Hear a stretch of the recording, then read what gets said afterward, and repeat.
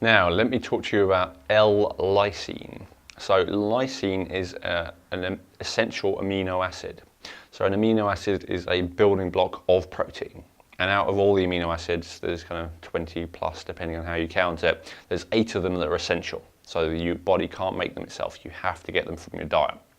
Now, lysine is particularly interesting because you generally don't get very much in vegan foods. You only tend to find a decent amount of it in animal foods. There's a couple of exceptions to that, but not a lot. And generally, vegan foods like nuts and seeds tend to be, vegan protein sources like nuts and seeds tend to be very high in another amino acid called L-arginine. Now, interestingly, your body needs to have the correct balance of the two. So if it has too much arginine and not enough lysine, then that can be an imbalance, which is pretty interesting and that we really need to deal with. So one of the ways this shows up is with viruses. So your body uses lysine especially to help to fight viruses. That's one of the most important components of it. So a lot of people who buy lysine buy it because they have herpes, basically. It could be oral herpes or genital herpes or somewhere else. Like a cold sore, basically a cold sore is oral herpes. So what you'll tend to find with that kind of virus is the more you eat arginine-rich foods, like nuts and seeds, the more it makes it worse. Large amounts of lysine, on the other hand, will make it better. In fact, it will make it go away completely.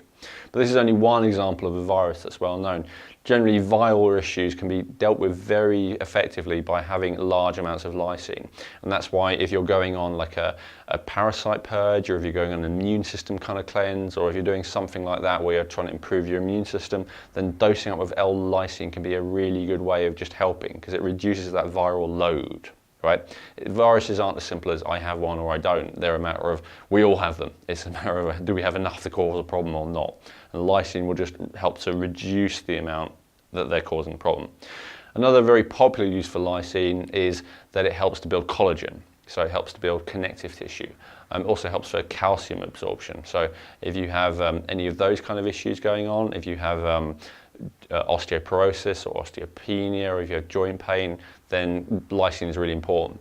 And equally, if you've been in an accident, or if you've been in surgery, or if your body needs to recover and rebuild and put together tissue, then supplementing with lysine can be really beneficial as well.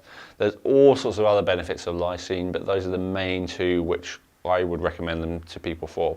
And just generally, if you're a vegan and you're not having any animal protein, then it could also be a good idea just to have a small amount of lysine, maybe 2, 3 grams a day, something like that, and that will just make all the difference and make sure you're getting enough of this essential amino acid.